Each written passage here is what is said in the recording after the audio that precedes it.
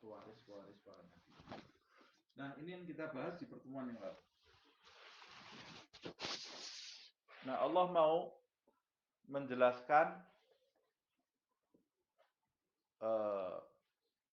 bahwa kitab-kitab sebelum ajaran Nabi Muhammad SAW di dalam Al-Quran itu juga mengakui kitab yang turun kepada orang-orang Yahudi di masa lalu. Nah, di dalam ayat ke-45 ini yang akan kita bahas sekarang.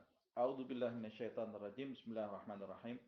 Wa katabna 'alaihim fiha, dan kami tetapkan terhadap mereka orang-orang Yahudi di dalam kitab Taurat itu. Di dalam kitab Taurat itu ada ajaran di dalam kitab Taurat itu. Ini kan awal mulanya di ayat yang lalu, seperti yang saya sampaikan, ada orang-orang Yahudi yang datang kepada Nabi Muhammad SAW meminta kepada Rasulullah untuk menghakimi permasalahan yang terjadi di antara mereka. Kemudian Allah Subhanahu wa taala menjelaskan, loh, kenapa mereka ini punya tujuan apa, hai Muhammad, datang kepadamu meminta engkau menyelesaikan perkara mereka, padahal di tengah-tengah mereka ada Taurat. Mereka ini meyakini Taurat, tapi minta hukum kepada Nabi Muhammad SAW. Apa yang terjadi kalau mereka seperti itu? Karena mereka itu sebetulnya terhadap Tauratnya saja, Tauratnya mereka yakini, itu mereka permainkan. Apalagi Nabi Muhammad SAW. Apa tujuan mereka datang kepada Nabi Muhammad? Karena mereka mendapati di dalam Taurat itu ternyata hukumnya tidak sesuai dengan apa yang mereka inginkan. Mereka datang meminta fatwa Nabi Muhammad SAW, yang mereka itu tidak suka dengan Nabi Muhammad SAW. Tapi kalau ternyata fatwanya Nabi itu sesuai dengan keinginan mereka, mereka ambil. Nah, banyak orang zaman sekarang ini seperti itu. Lihat hukum di Al-Quran, lihat hukum di hadis, tidak sesuai dengan keinginannya, cari orang, cari fatwa dari orang lain. Padahal dia tahu, hati kecilnya mengatakan, ini yang saya cari ini salah. Yang betul itu yang ada di dalam Al-Quran. Dia minta cari-cari fatwa. Kalau fatwa dari orang itu tidak sesuai dengan keinginannya, ya dia akan cari fatwa yang lain. Sama orang-orang Yahudi ini mencari fatwa dari Nabi Muhammad SAW. Tapi kalau fatwa dari Nabi Muhammad itu tidak sesuai dengan keinginan mereka, ya mereka juga tidak akan mengambil fatwa dari Nabi Muhammad SAW. Tidak akan mengambil fatwa dari Nabi Muhammad SAW. Jadi datangnya mereka kepada Nabi Muhammad itu untuk kepentingan hawa nafsu belaka.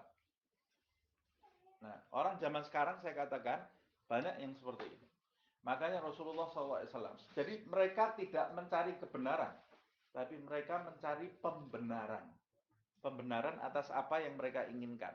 Kalau orang sudah datang mencari pembenaran terhadap apa yang mereka inginkan, mereka tidak akan dapat kebenaran sama sekali. Untuk apa berbicara dengan orang seperti itu? Nah,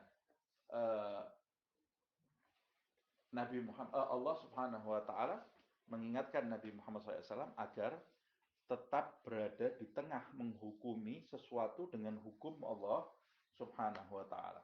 Nah, di dalam ayat ke-45 ini Allah Subhanahu wa taala menjelaskan yang terdapat di dalam Taurat itu,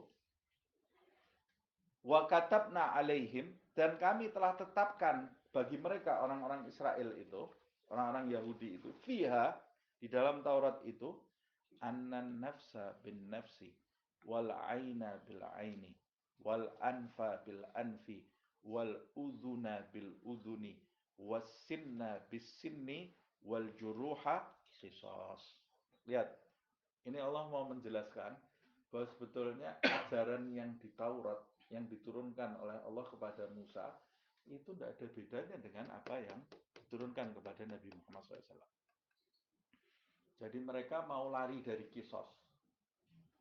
Datang ke Nabi Muhammad SAW, di Nabi Muhammad SAW, di ajarannya Nabi Muhammad juga ada kisos. Yang menurunkan sama. Yang menurunkan adalah Allah Subhanahu wa ta'ala. Walaupun setiap Nabi datang, tidak setiap Nabi, ada beberapa Nabi yang datang membawa syariat yang baru. Tapi syariat yang baru itu pun tidak serta-merta memberangus semua syariat di masa yang lalu. Nanti akan kita bahasnya. Nah, di dalam Taurat Allah membongkar Taurat yang ditutupi oleh mereka, tidak dibagi kepada siapa-siapa. Kata Allah Subhanahu wa taala, "Hai Muhammad sallallahu alaihi wasallam, kami telah menetapkan pula di dalam kitab Taurat itu hukum an nafsa bin nafsi."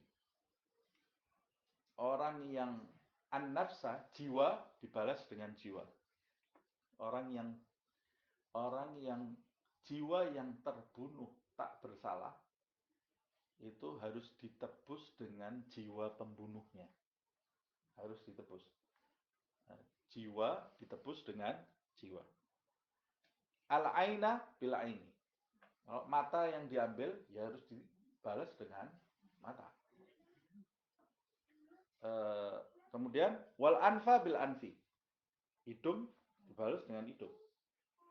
Wal udhuna bil udhuni. Telinga dibalas dengan telinga. Wasinna bisinni.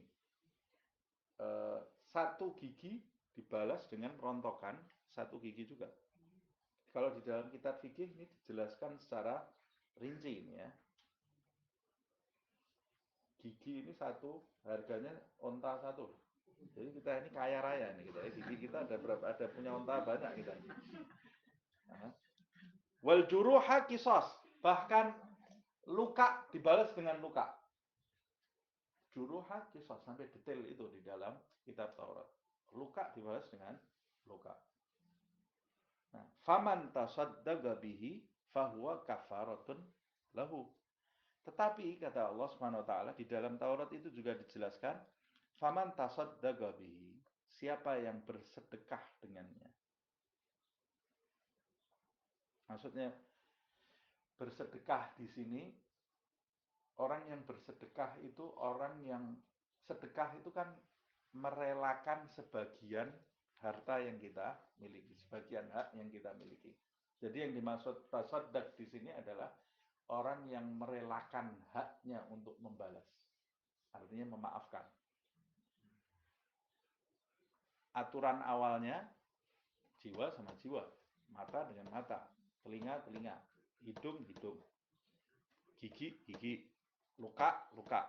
Tapi kalau yang dilukai itu memaafkan atau keluarganya memaafkan, fahuwa kafaratul lahu.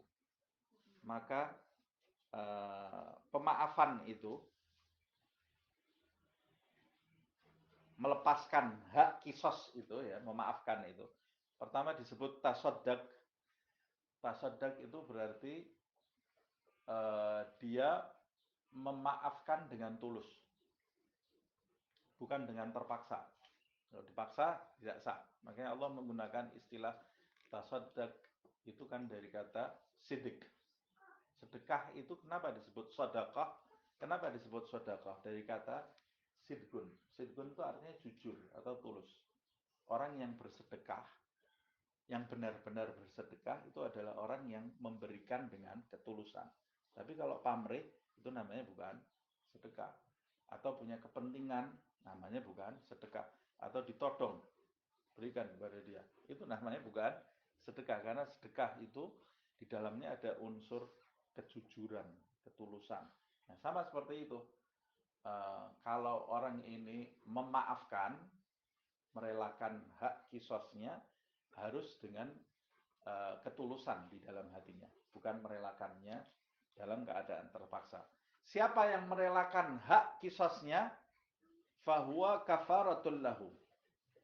Maka perelaan hak tersebut menjadi kafaroh bagi dirinya. Kafaroh itu pengguguran dosa-dosa di masa lalu. Nah ini khilaf juga di antara ahli tafsir. Pengguguran dosa ini buat siapa? Ada yang menafsirkan maksudnya kafaratun liman yatasaddaq. Kafarah bagi orang yang merelakan hak kisosnya, bagi keluarganya maksudnya. Ada satu keluarga, anggota keluarganya dibunuh. Harusnya dia bisa menuntut kisos, tapi dia merelakan itu. Nah, ketika dia merelakan itu, kata Allah Subhanahu wa taala, perelaan itu menuai hasil pengguguran dosa bagi keluarga itu yang eh, eh, menekan amarahnya sehingga memaafkan. Ada juga yang menafsirkan kafaratun lahu, kafaratun lil gatil, menggugurkan dosa-dosa sang pembunuh tadi. Mana yang betul? Dua-duanya bisa. Dua-duanya bisa. Atau bahkan kafarah bagi keduanya. Karena si pembunuh tersebut ketika dimaafkan maka dosanya akan digugurkan oleh Allah SWT. Orang kalau punya salah terkait dengan orang lain, ampunan Allah itu tergantung dari maaf orang yang diambil haknya tadi. Kalau yang diambil haknya itu sudah memaafkan, maka dosanya dihapus oleh Allah SWT. Nah, dosa ini dihapus bagi orang yang berbuat kesalahan. Bagaimana orang yang memaafkan? Lebih besar lagi penghapusan dosa Allah Subhanahu wa taala bagi orang yang memaafkan.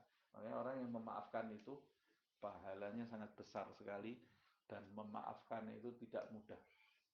Memaafkan itu sulit. Makanya saya sering mengulang-ulang, di dalam Al-Quran tidak ada perintah meminta maaf. Tapi di dalam Al-Quran hanya ada perintah memaafkan. Kenapa? Karena minta maaf itu gampang. Minta maaf itu walaupun memalukan kadang-kadang, tapi lebih mudah. Orang datang minta maaf itu lebih mudah. Tapi orang yang memaafkan itu lebih sulit. Makanya pahalanya sangat besar di sisi Allah Subhanahu wa taala. Waman lam yahkum, ditutup ayat ini. Waman lam yahkum bima anzalallahu faulaika humudz zalimun. Siapa yang tidak memutuskan hukum dengan apa yang diturunkan oleh Allah Subhanahu wa taala, faulaika humudz zalimun. Mereka itulah orang-orang yang berbuat zalim. Ayat ini ditutup dengan siapa yang tidak memutuskan hukum sesuai dengan apa yang diturunkan oleh Allah Subhanahu wa taala. Ada hikmah karena sebelumnya Allah mengatakan siapa yang memaafkan. Yang memaafkan. Tapi maksud dari memaafkan ini bukan berarti kemudian mengabaikan hukum kisos. Jadi baik kamu melaksanakan hukum kisos atau kamu memaafkan, semuanya harus berdasarkan hukum Allah Subhanahu wa taala. Kalau kamu tidak memutuskan dengan hukum Allah Subhanahu wa taala, artinya kalau kamu menentukan kisos tidak sesuai dengan hukum Allah Subhanahu wa taala, yang disakiti mata, hukuman kisosnya mata dan telinga, tidak sesuai dengan hukum Allah. Atau sebaliknya, yang disakiti telinga tapi hukum kisosnya lebih ringan, kamu akan menyakiti keluarga korban.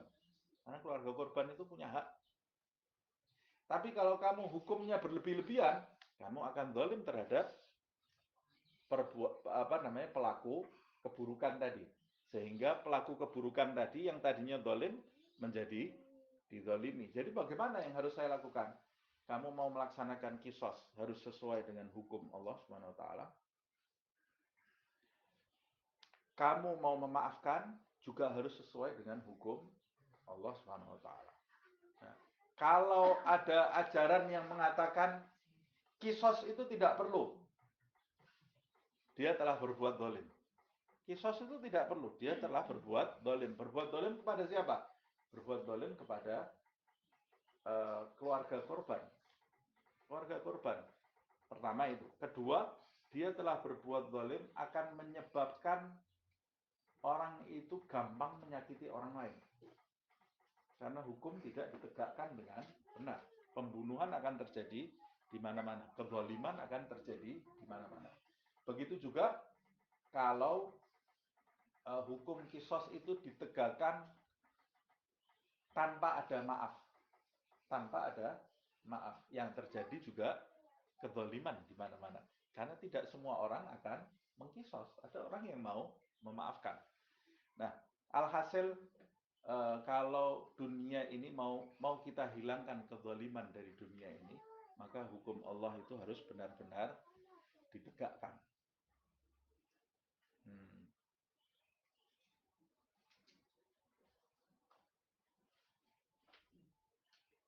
Nah, di dalam ayat ini yang disebut semua bagian wajah ya. Setelah jiwa kan semua yang disebut hidung, telinga, mata, gigi, hidung. Tidak ada tangan ini. Tidak ada tangan yang disebut bagian apa hikmahnya? Mungkin karena zaman dulu itu perang yang diserang mesti wajah dulu. Yang diserang itu wajah. Yang paling mematikan itu kan adalah wajah. Nah, ketika wajah itu diserang pasti mungkin matanya terkena. Ada satu sahabat ikut perang bersama Rasulullah SAW, datang ke Nabi matanya lepas. Matanya lepas satu. Kalau zaman sekarang ini matanya lepas satu ya sudah pulang ke rumah nangis ya. Nah, ini sahabat ini matanya lepas satu datang ke Nabi Muhammad SAW. Ya Rasulullah, mata saya lepas satu. Gimana kata Rasulullah? Apa maunya kok datang ke saya ini apa maunya? Ini gimana ini mata saya lepas satu? Kata Rasulullah, kamu bersabar, nanti balasannya adalah surga. Kata sahabatnya Rasulullah, saya mau mata saya kembali seperti awal dan saya mau dapat surga. Caranya bagaimana? Rasulullah senyum. Akhirnya matanya diletakkan di tangannya Nabi, dikembalikan oleh Rasulullah SAW ke tempatnya. Tidak pakai ke klinik mata, tidak pakai tetes mata, tidak pakai mukjizatnya Nabi Muhammad SAW ya. Dikembalikan ke tempatnya, ke kelopaknya, diusap oleh Nabi. Matanya yang lepas tadi lebih jelas dari matanya yang tidak lepas. Sampai dia mati, matanya ini terang terus, tidak pernah sakit. Karena dikembalikan oleh Rasulullah SAW. Ada sahabat yang ikut perang, giginya rontok. Karena panahnya nembus di topeng, nembus di pipi, pecah gigi gerahamnya semua. Ya memang bagian yang diserang, bagian yang itu, yang wajah itu. Makanya yang ditutupi kan wajah, topeng wajah itu.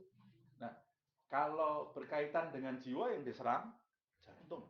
Nah, orang perang itu yang diserang, langsung mati kena jantungnya, atau bisa mati kena bagian di wajahnya. Kalau tangan diputus, masih hidup dia. Masih perang. Masih perang. Kaki diputus, masih bisa dia. Seperti, nah itu seperti Ja'far atau ya, putus tangannya satu-satu. Dia masih hidup. Masih hidup sampai akhir perang. Walaupun akhirnya juga wafat juga, syahid di jalan Allah Subhanahu wa ta'ala. Nah, ini syahid kenapa kok yang disebut bagian di wajah semua itu, karena memang orang dulu perang menggunakan pedang dan yang sering luka itu di bagian wajah itu. Nah, kita lanjutkan ya. 46. Wa qafaina ala atharihim bi Isa ibn Maryam. Nah, ini Allah mau menjelaskan. Allah juga menurunkan kitab kepada Bani Israel dan di dalamnya juga terdapat hukum-hukum. Pada saat kitab itu diturunkan oleh Allah kepada Bani Israel, ya hukum itu yang diterapkan. Dan tidak semua hukum yang ada di Taurat itu bertentangan dengan apa yang ada di Al-Quran. Nah, nanti kita akan bahas di sini. Karena yang menurunkan adalah satu, yaitu Allah Subhanahu wa taala. Wa qaffayna ala atharihim bi Isa ibn Maryam. Wa qaffayna, kemudian kami lanjutkan. Qaffayna itu dari kata qafa. Gafa. Gafa itu sesuatu yang di punggung. Sesuatu yang datang kemudian. Gafa itu artinya punggung. Sesuatu yang datang kemudian. Yang ada itu kan di depan. Nah, punggung itu yang ada di belakang. Isa itu kan di belakangnya Musa. Maksudnya kami susulkan setelah Musa itu dengan turunnya Isa. Karena jaraknya Isa dengan Musa ini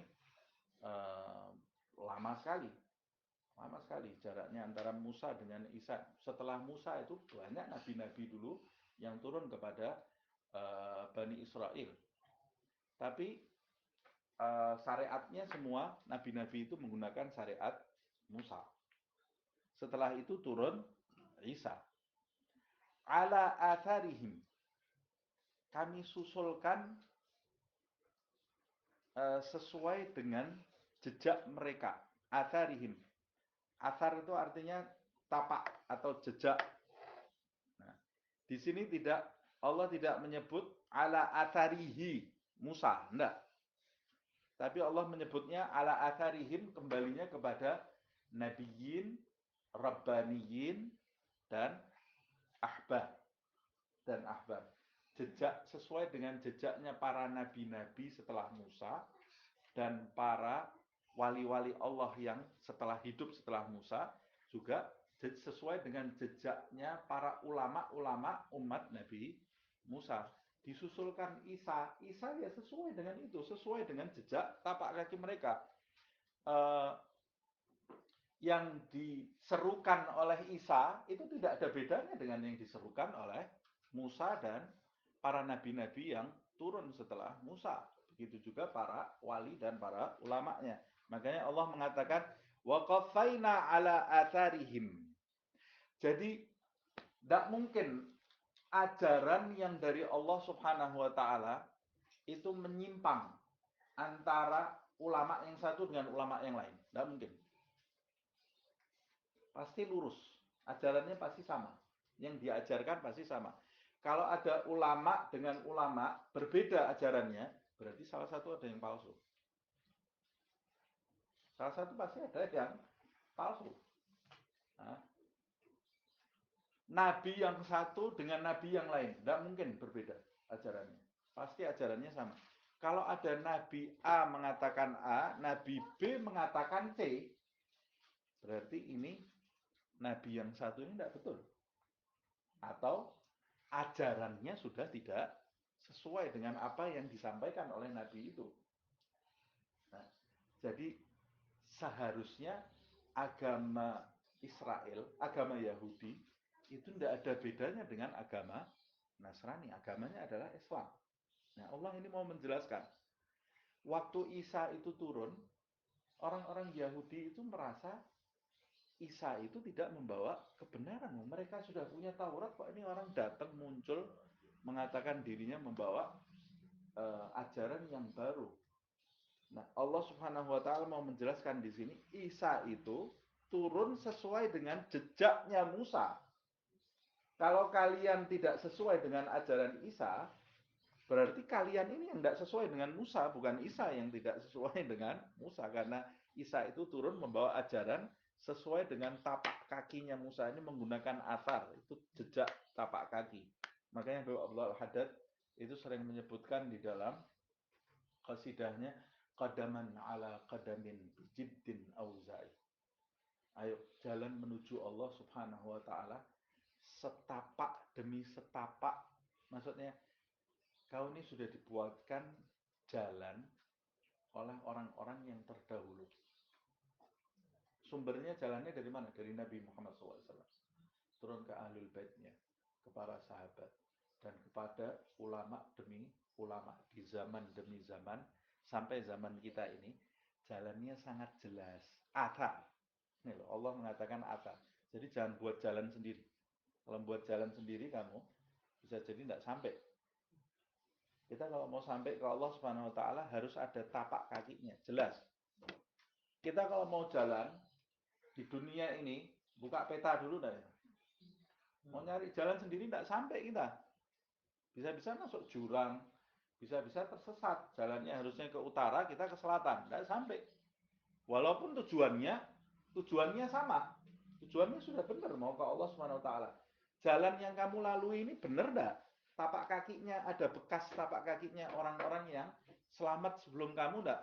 Kalau enggak ada bekas tapak kaki mereka ya jangan jalan di situ. Karena itu belum berarti bukan jalan mereka. Tujuan kamu sama tapi nanti kamu enggak sampai ke tujuan yang sama karena enggak jalan di tapak kaki mereka. Nah, makanya Di dalam surat Al-Fatihah saya sering mengulang-ulang ketika kita diperintahkan Allah meminta jalan yang lurus, ihdinas siratal mustaqim. Ayat berikutnya, siratal ladzina an'amta alaihim. Tidak nyari sendiri jalan yang lurus itu. Jalan yang lurus itu tidak nyari sendiri. Siratal ladzina an'amta alaihim. Jalannya orang-orang yang telah engkau beri nikmat, ya Allah. Jadi maksudnya apa? Secara tidak langsung Allah itu mau menjelaskan kepada kita, kau jangan cari jalan sendiri kamu. Lihat itu jalannya orang-orang yang selamat di atas. Jalannya siapa? Di dalam ayat yang lain, orang-orang yang diberi nikmat oleh Allah itu siapa?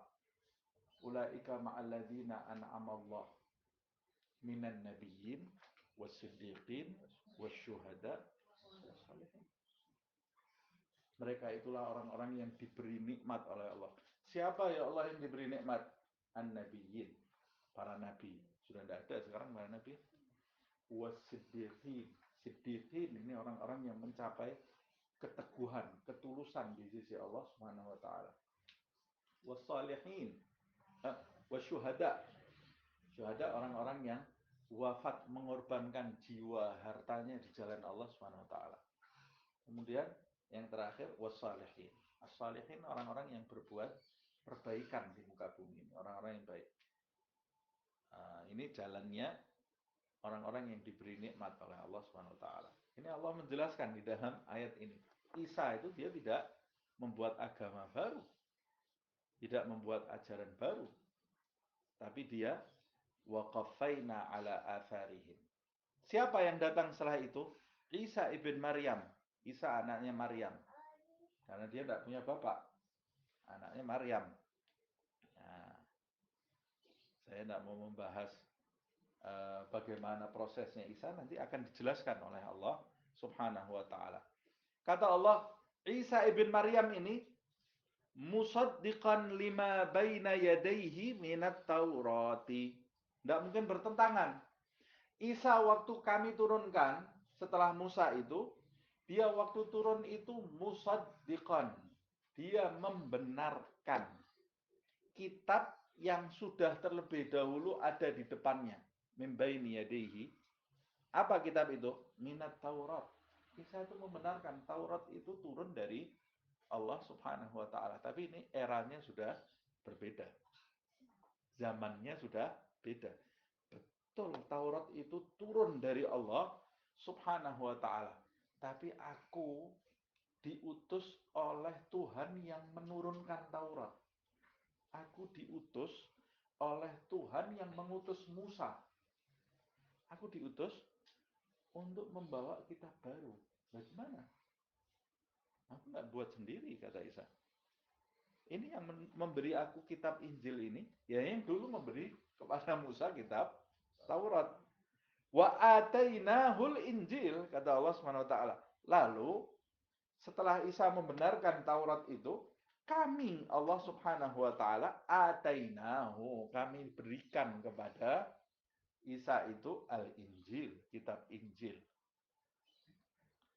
Fihi hudan wa nur. Di dalam kitab Injil itu terdapat petunjuk dan cahaya.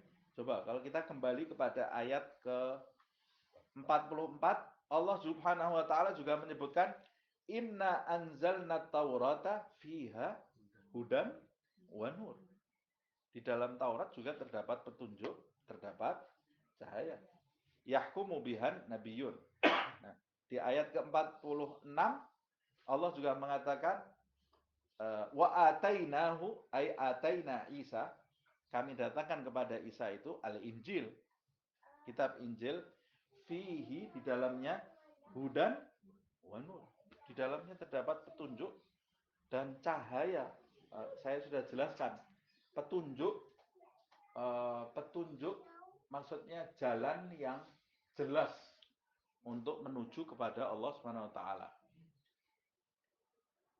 Yang menjelaskan kepada kita ini jalan yang benar, ini jalan yang salah. Wa nur, cahaya yang menerangi akal manusia sehingga dia bisa hidup, melaksanakan kehidupan ini dengan cara yang diridhoi oleh Allah Subhanahu wa taala. Dia akan tahu tata cara hidup yang benar. Itu di dalam Taurat ada, di dalam Injil juga ada. Wa musaddiqal lima baina yadayhi minat Taurah, diulang lagi. Dan dia membenarkan apa yang terdapat di dalam Taurat.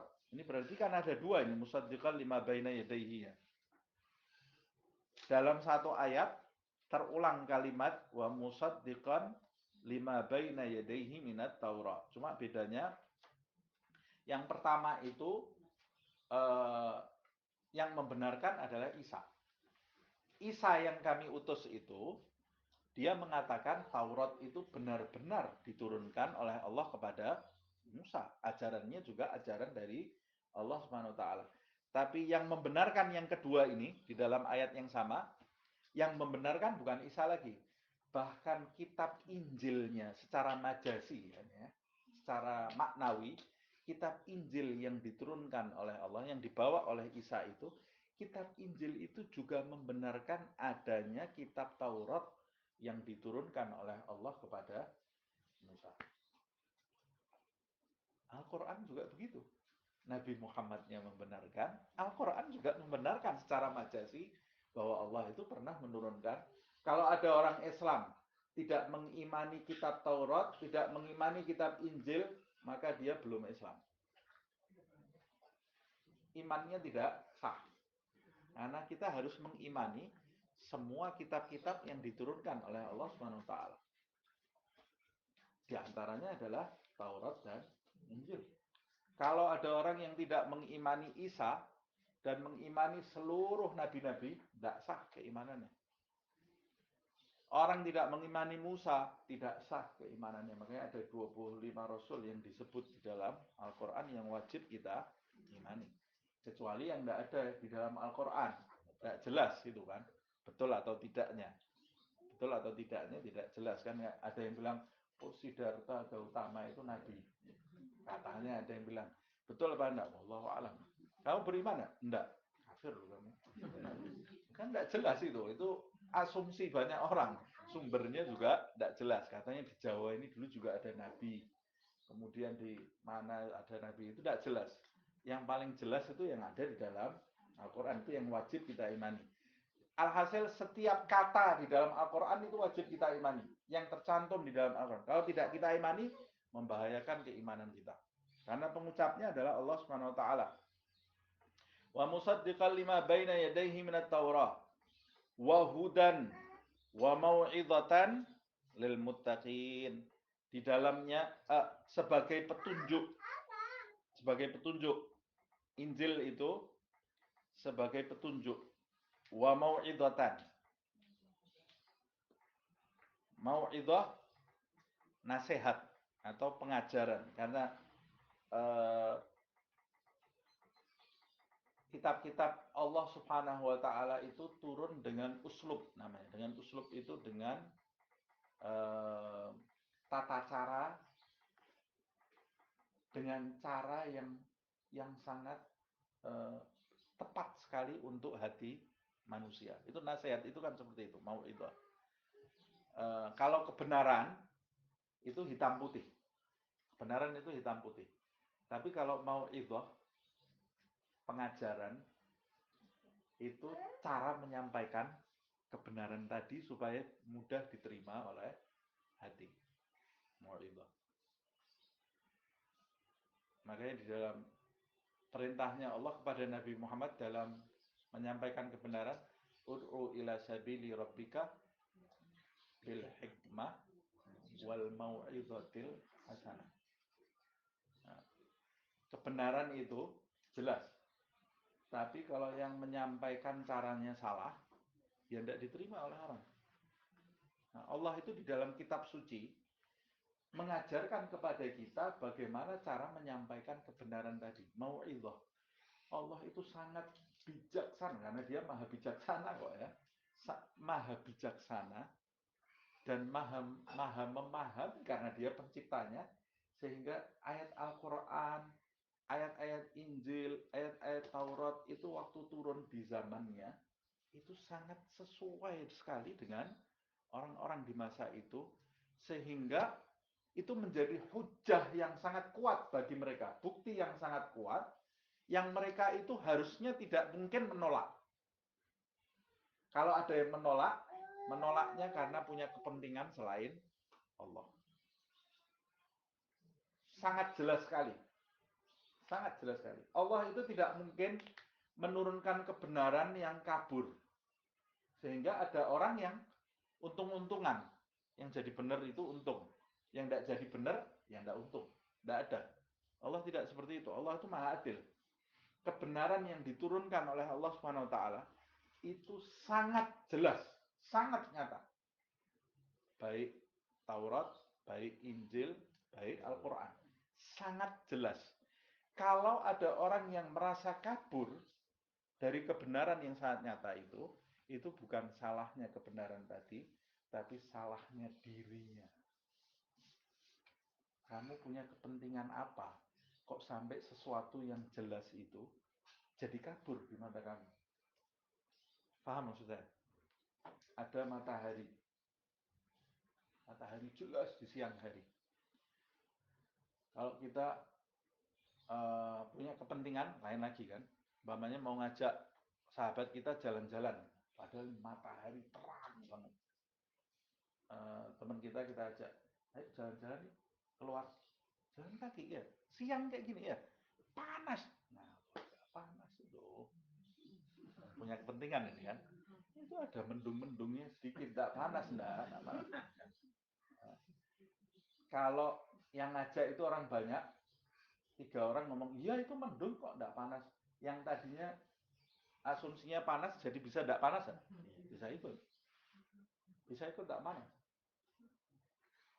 Bahkan kalau ada orang bilang matahari itu bulan, 10 orang bilang itu bulan, tidak, itu salah. Bukan matahari, itu pengetahuan kuno itu. Ini bulan sebetulnya. Enggak, matahari loh itu. 30 orang bilang, enggak itu bulan. Ya matahari itu jadi kelihatan bulan, betul. Karena punya kepentingan semuanya. Makanya itu yang saya sebutkan dari awal tadi. Kamu datang mau mencari kebenaran apa pembenaran? Kalau kamu mau cari pembenaran, kamu tidak dapat apa-apa. Di Al-Quran, kamu tidak dapat apa-apa. Tidak dapat kebenaran. Ini Al-Quran loh ini. Loh, saya hafal Quran. Walaupun kamu hafal Al-Quran dibolak-balik dari depan, belakang, atas, ini halamannya apal. Kalau kamu tidak punya tujuan mencari kebenaran, yang ada hanya pembenaran tadi itu. Kamu tidak dapat petunjuk. Nah, begitu juga Taurat, Injil. Injil ini Allah menutupnya dengan hudan wa mau'idatan. Untuk semua orang. Tidak semua orang dapat. Lil muttaqin. Untuk orang-orang yang bertakwa. Orang yang bertakwa, waktu dia buka Injil, dia akan dapat petunjuk dan nasihat di dalamnya. Orang yang tidak bertakwa, waktu buka Injil, sakit kepalanya. Waduh, kok isinya kayak gini? Wah, salah semua saya, ini kitab apa ini? Karena dia tidak mau mencari ketakwaan di sisi Allah SWT. Sama juga Al-Quran. Di awal surat Al-Baqarah setelah Al-Fatihah itu ditutup ihdinas siratal mustaqim. Allah beri kami petunjuk jalan yang lurus. Suratal ladzina an'amta alaihim ghairil maghdub waladdallin. Bukan jalannya orang yang kau murkai atau jalannya orang-orang yang sesat. Masuk ke surat berikutnya, Alif Lam Mim. Hai orang-orang yang minta petunjuk, zalikal kitab. Ini loh, ada kitab. Menggunakan kata zalika menunjukkan itu sesuatu yang mulia, sesuatu yang tinggi. Zalikal kitab. La raiba fi. Di dalamnya tidak ada keraguan. Otentik. La raiba fi. Hudan. Di dalamnya ada petunjuk. Kamu kan doa di surat Al-Fatihah, ihdinas siratal mustaqim. Itu loh, hudan. Ini kitab ini dalamnya ada petunjuk yang kamu minta. Buat siapa ya Allah? Hudan lil orang-orang yang bertakwa. Tidak semuanya dapat petunjuk. Jadi kadang-kadang ada orang yang minta petunjuk kepada Allah, cuma seperti orang melindur, orang mengigau. Kalau ditanyai, kamu mau petunjuk? Mau saya petunjuk. Tapi dikasih petunjuk tidak mau. Dikasih jalan yang benar tidak mau. Tidak. Ada ada orang yang, kamu mau pergi ke tempat itu ya? Iya. Ini loh, jalannya itu tidak salah, kamu yang betul jalan sini. Kamu sudah tahu apa belum? Belum. Belum tahu. Tapi dia, loh ini jalannya sini, tidak enak jalan sini, enak jalan sini. Kalau sini ini gimana kan nih orang mau tahu jalannya, dikasih tahu jalannya, tapi dia merasa lebih tahu jalannya. Kata Abu Abdullah Haddad, manusia itu terbagi 4. Pertama, rajulun yadri wa yadri annahu yadri. Manusia itu pertama, golongan pertama adalah manusia yang punya petunjuk dari Allah dan dia sadar kalau dirinya ini memiliki petunjuk dari Allah Subhanahu wa taala. Maksudnya sadar di sini dia mengamalkan petunjuk tadi dalam kehidupannya sehari-hari. Kemudian menjelaskan kepada orang. Orang yang seperti ini akan terlihat dalam tingkah lakunya sehari-hari. Perilakunya, ucapannya. Orang yang berpetunjuk dan mengamalkan petunjuknya. Itu akan terlihat di dalam tingkah lakunya sehari-hari. Kalau kamu berjumpa orang seperti ini, kata Abi Abdullah Haddad, fa'adbi'uh, ikuti dia. Jadikan dia imam. Karena dia itu wujud dari hidayah Allah Subhanahu wa taala di muka bumi. Kalau ketemu orang seperti itu tidak usah tanya dalilnya mana. Ikuti aja, itu sudah dalil. Hidup dia itu adalah dalil. Hidupnya Nabi Muhammad itu adalah dalil dari Allah Subhanahu wa taala. Hidupnya para pewaris Nabi Muhammad SAW itu adalah dalil.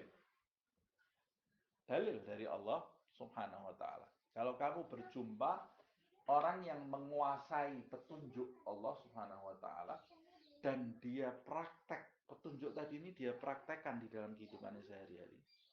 Tutur katanya seperti apa ya? Kata Syekh Abdul Aziz Ad-Dabbagh, ringkasnya kalau kamu lihat dia, kamu ingat Nabi Muhammad SAW. Itu ringkasnya. Kamu kalau lihat dia senyumnya, duduknya, bicaranya, interaksinya dengan orang, kamu itu terbayang sejarahnya Nabi Muhammad SAW. Kalau kamu ketemu orang seperti ini, dan ini orang yang sangat jarang ditemui, itulah pewaris Nabi Muhammad SAW, ikuti dia, nanti kamu selamat. Golongan yang kedua, kata beliau, rajulun yadri wala yadri annahu yadri. Orang yang punya petunjuk dari Allah Subhanahu wa taala, tapi dia tidak tahu kalau dirinya itu berpetunjuk. Jadi bagaimana ini? Orangnya seperti apa? Boleh jadi dia ini berpetunjuk, mengamalkan petunjuknya, tapi tidak menyampaikan kepada orang-orang di sekitarnya, hidupnya sendiri. Atau dia berpetunjuk, tapi tidak mengamalkan petunjuk tadi di dalam kehidupannya secara sempurna. Kata beliau, kalau ketemu orang seperti ini, banguni dia. Nah, bangunkan dari tidurnya. Kamu ini punya tanggung jawab. Ini levelnya di bawah yang pertama tadi. Yang ketiga, kelompok manusia ketiga, rajulun la yadri wa yadri annahu la yadri.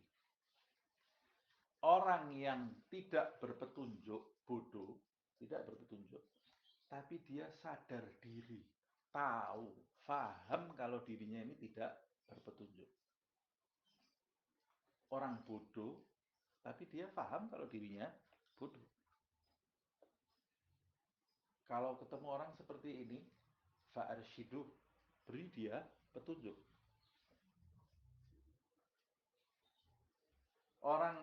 Orang yang bodoh dan sadar dirinya bodoh itu orang bodoh yang mau belajar.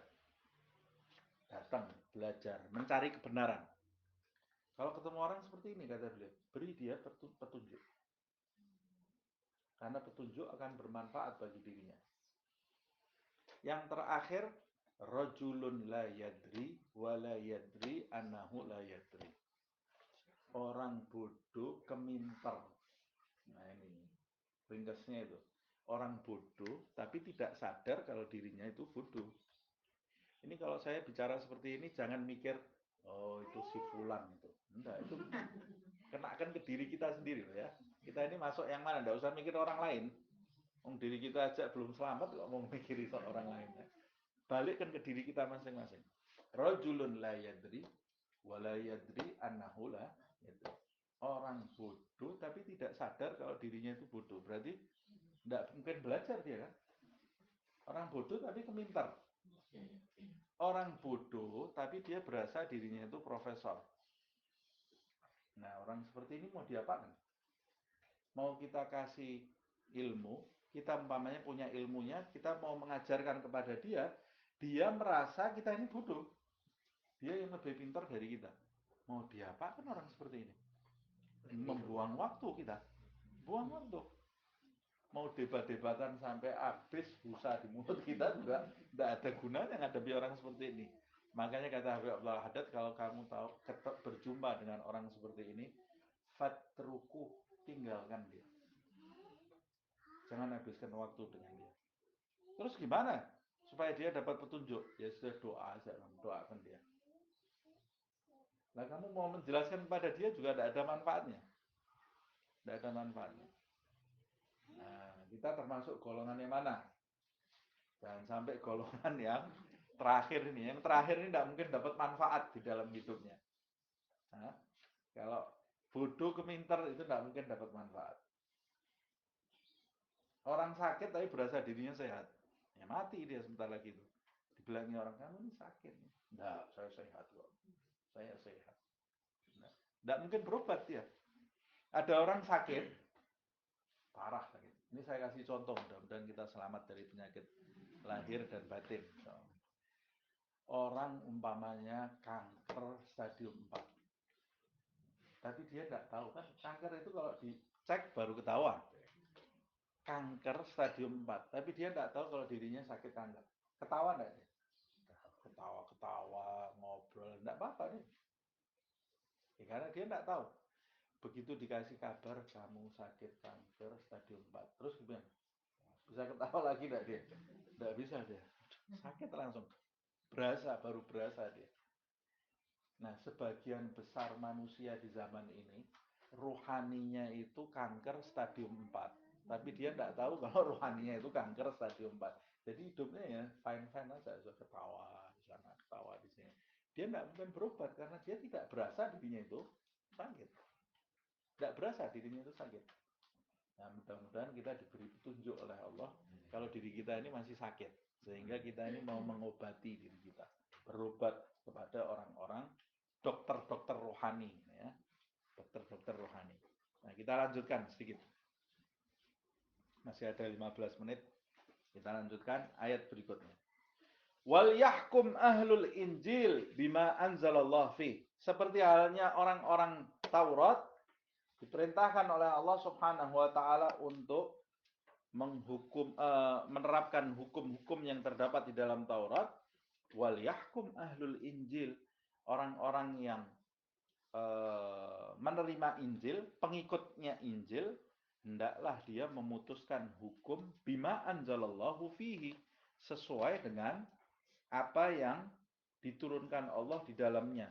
Nah, ini tidak bermakna kemudian ada dua kitab di zaman yang sama.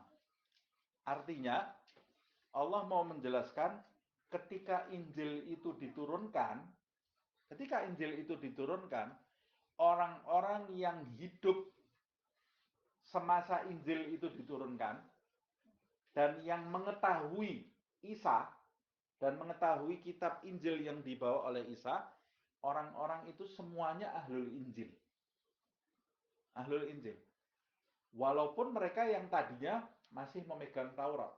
Tapi ketika Allah menurunkan Injil bersama Isa, orang-orang itu semuanya pengikut, menjadi pengikut Injil. Cuma ada yang menerima atau tidak menerima. Nah, jadi maksud dari ayat ini, saat Injil itu diturunkan, kalian hai umat manusia yang berada di dalam tempat di mana Isa itu diturunkan, kalian ini sudah tidak punya hak lagi untuk mengikuti Taurat. Tapi kalian sudah menjadi pengikut Injil. Ikuti Injil. Waktu Injil belum turun, Allah memerintahkan semua ahbar dan rebani untuk menghukumi dengan Taurat. Ketika Injil itu turun, Allah memerintahkan waliyahkum ahlul Injil bima anzalallahu fi. Dengan apa-apa yang diturunkan oleh Allah di dalam Injil itu. Walaupun sebetulnya apa yang diturunkan oleh Allah di dalam Injil itu hampir tidak ada bedanya dengan apa yang diturunkan oleh Allah Subhanahu wa taala di dalam Taurat. Pasti semua Injil, Taurat mengajak orang untuk mengesahkan Allah Subhanahu wa taala, mengimani nabi-nabi, rasul-rasul yang diturunkan oleh Allah, mengimani Muhammad sallallahu alaihi wasallam walaupun Muhammad sallallahu alaihi wasallam belum datang. Di Taurat dijelaskan, di dalam Injil juga dijelaskan. Tidak ada bedanya. Walaupun di dalam hukum fikihnya ada namanya nasakh wa mansukh. Di dalam hukum fikih itu di dalam tata cara beribadahnya ada hal-hal yang di dalam Injil itu menghapus fikih di dalam kitab Taurat. Contohnya di dalam ayat apa itu? Saya lupa itu. Nabi Isa menjelaskan di antara diturunkannya Isa menghalalkan hal-hal yang dulunya diharamkan bagi kalian. Karena orang-orang Yahudi itu diharamkan bagi orang Yahudi itu sapi. Tidak makan sapi orang Yahudi itu. Tapi itu karena ulah mereka sendiri kan. Saya baca di tafsir kan karena Nabi Zakaria itu alergi sama sapi. Tapi tafsir itu bisa bermacam-macam. Yang pernah saya baca itu Nabi Zakaria alergi sapi. Jadi dia tidak mau makan sapi. Nah, orang-orang Yahudi itu mengikuti Nabi Zakaria itu. Atau sebelumnya Nabi Zakaria. Saya lupa. Alhasil sampai akhirnya mereka tidak mau makan sapi. Padahal itu keinginan Nabi sendiri gitu loh. Sampai akhirnya mereka mengharamkan sapi bagi dirinya sampai turunlah perintah pengharaman sapi itu. Saya salah, mungkin bukan Nabi Zakaria. Tapi alhasil sapi itu dulunya diharamkan buat orang-orang Yahudi. Tapi kemudian turunnya Nabi Isa ini diantaranya menghapus hal-hal yang dulunya diharamkan oleh orang-orang Yahudi. Nanti mungkin bisa dilihat lebih rinci apa saja itu ya di dalam kitab tafsir. Jadi kalau hal-hal yang di dalam Taurat itu sesuai dengan apa yang ada di Injil, berarti masih boleh diamalkan. Taurat bicara A, Injil juga berbicara A. Berarti itu yang di Taurat boleh diamalkan. Kalau yang sudah tidak sesuai dengan Injil, hukum syariatnya nih ya, tidak sesuai dengan Injil, itu harus ditinggal. Harus ambil yang baru, yang Injil. Tapi kalau tauhid, nggak mungkin beda. Tauhidnya pasti sama, mengesahkan Allah Subhanahu wa taala, mengimani. Rukun iman itu dari zamannya Adam sampai Nabi Muhammad tidak mungkin berbeda. Antuk minabillah wa malaikatihi wa kutubihi wa rusulihi wa bil yaumil akhir wa bil qadari khairihi wa syarrihi. Nah, itu tidak mungkin berbeda rukun iman. Rukun syariatnya bahkan rukun Islamnya tidak berbeda. Syahadat, sholat, zakat, puasa, hajinya ini mungkin ada perbedaan. Nyaris semuanya hampir sama. Cuma ada beberapa syariat mungkin yang berbeda. Waman lam yahkum bima anzalallah, siapa yang tidak memutuskan hukum sesuai dengan yang diturunkan Allah, artinya kalau kamu termasuk umat Injil, tapi kamu tetap bersikukuh mau menerapkan hukum Taurat, berarti kamu tidak mengikuti hukum Allah Subhanahu wa taala. Walaupun Taurat itu dulu yang menurunkan Allah Subhanahu wa taala. Nah, kenapa sih sama Allah itu diganti? Karena situasinya sudah berbeda. Orang-orangnya juga berbeda. Perkembangan zaman juga berbeda. Syariatnya diperbarui oleh Allah Subhanahu wa taala. Disesuaikan dengan tabiat manusia di zamannya. Siapa yang tidak mengikuti hukum yang baru itu, faulaika humul fasiqun. Mereka itulah orang-orang yang fasik. Orang-orang yang fasik. Walaupun kamu merasa yang kamu pegang itu dulu diturunkan oleh Allah Subhanahu wa taala. Nah, jadi harus menyesuaikan dengan apa yang dimaui oleh Allah Subhanahu wa taala. Sebagai penutup supaya tidak putus ini ya. Ini pembahasannya masih berlanjut soalnya. Wa anzalna ilaikal kitaba bil haqqi.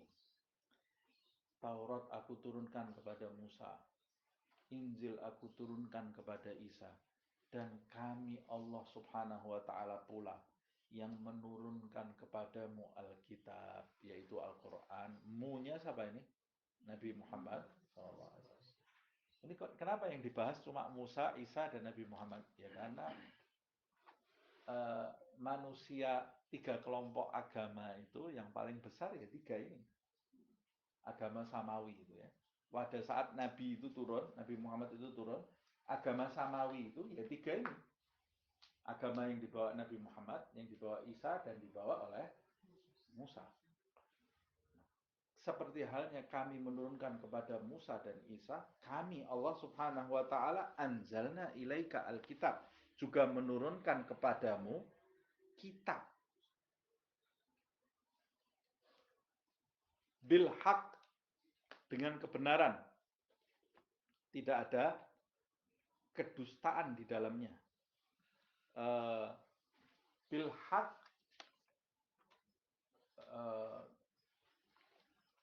tidak ada tambahan di dalam kitab itu yang berasal dari Nabi Muhammad SAW. Murni semuanya dari Allah Subhanahu wa taala. Yang menurunkan zat yang maha benar, kurirnya malaikat, tidak pernah dusta, Jibril, yang menerima Al-Amin, orang yang paling terpercaya, sebelum jadi nabi aja sudah dijuluki Al-Amin.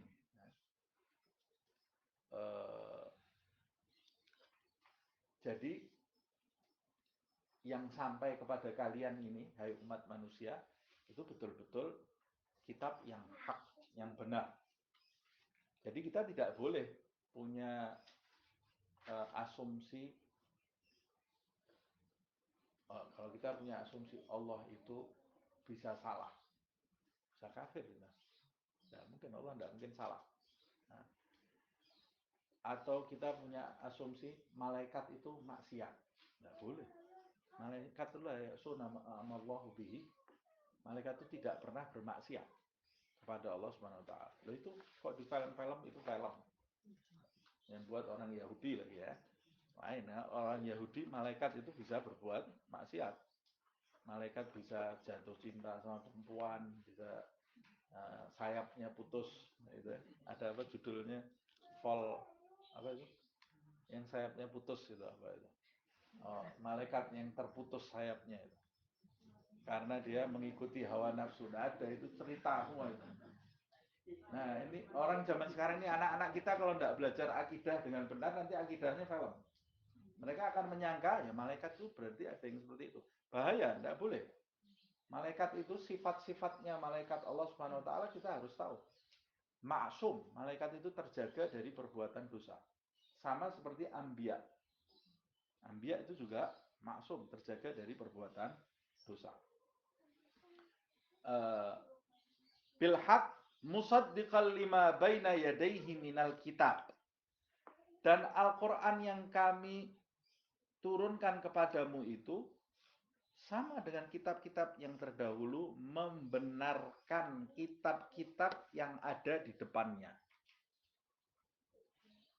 Apa kitab-kitab yang ada di depannya Al-Quran? Injil sama Taurat. Betul, itu Allah pernah menurunkan Taurat dan Injil. Tapi, ada tapinya. Al-Quran ini fungsinya lebih besar lagi.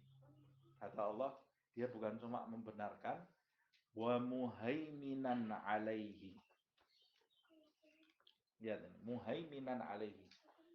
Muhaimin itu dari kata haiman. Haiman itu uh, pemelihara atau orang yang memiliki wewenang atau penjaga. Nah, Al-Quran itu muhaiminan alaihi. Ala apa ini? Ala kitab. Al-Quran itu juga memelihara kitab-kitab yang terdahulu. Kalau di sini diterjemahkannya apa? Dan menjaganya. Jadi ini yang dimaksud menjaganya di sini bagaimana? Maksudnya menjaga keotentikan kitab-kitab yang terdahulu. Jadi Al-Quran ini punya fungsi. Al-Quran ini berfungsi membawa kebenaran, kemudian membenarkan adanya kitab-kitab terdahulu. Yang ketiga, meluruskan hal-hal yang sudah berubah di kitab-kitab terdahulu, yang sudah tidak otentik. Jadi menjelaskan kitab-kitab yang sudah dirubah ini dibetulkan oleh Al-Quran. Enggak, ini yang betul dulunya enggak seperti ini. Makanya Allah Subhanahu wa taala kadang-kadang membocorkan kitab-kitab terdahulu yang sudah dirubah-rubah, diotak-atik oleh kaumnya sendiri untuk kepentingan hawa nafsunya. Nah, Al-Quran ini muhaiminan alaihi, meluruskan pemahaman-pemahaman yang tidak benar yang dilakukan oleh oknum-oknum penerima kitab-kitab di zaman sebelum Al-Quran. Ada juga yang membacanya bukan muhaiminan, tapi muhaimanan. Muhaimanan alaihi. Kalau muhaimanan berarti Al-Qur'annya ini dijamin terpelihara. Muhaimin itu pemelihara. Tapi kalau muhaiman yang dipelihara. Ada yang membacanya muhaimanan alaihi, berarti kembalinya kepada Al-Qur'an itu sendiri. Nah, ini juga sesuai. Al-Qur'an itu karena Allah Subhanahu wa taala berfirman, "Inna nahnu nazzalna dzikra wa inna lahu lahafizun." Fahkum bainahum bima anzalallah. Nah, ini waktunya sudah habis, nanti kita lanjutkan aja di pertemuan yang akan datang. Karena agak panjang sedikit. Wallahu a'lam bishawab. Jadi ini mau menjelaskan, lihat nih. Ini uslubnya Al-Quran. Caranya Al-Quran menggiring pemahaman orang-orang terdahulu. Ya. Sampai zaman sekarang juga. Nah, cuma bedanya kan kalau kitab-kitab terdahulu itu turun di zaman tertentu untuk kalangan tertentu, tapi Al-Quran ini nanti dijelaskan di ayat ini turun untuk sepanjang masa. Nah, Rasulullah SAW dan tidak ada nabi lagi setelah Nabi Muhammad SAW. Wallahu a'lam bishawab. Nanti kita lanjutkan di pertemuan yang akan datang. Sehat walafiat insyaallah. Ya Rabbana a'tarafna بأننا اقترفنا وأننا أسرفنا أننا أسرفنا